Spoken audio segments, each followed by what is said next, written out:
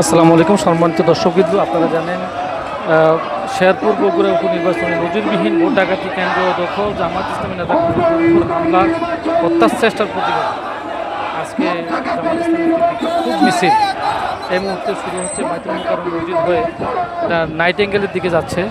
দেখছেন হাজার হাজার লোকের সমাগম এই মুহূর্তে মসজিদ থেকে বাইর হয়ে মিছিলের দিকে যাচ্ছেন।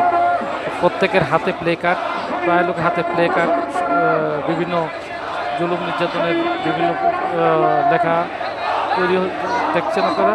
সমাজের দর্শকবৃন্দ দেখতে থাকেন। আমরা মিছিলের একটি অংশ মাত্র ভিডিও করার চেষ্টা করেছি। মিছিলটি দেখতে থাকেন।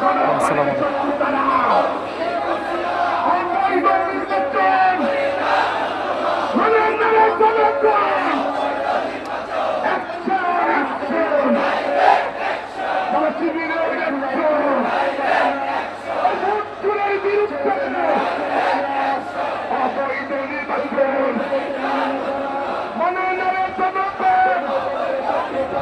অবৈধ নির্বাচন মানে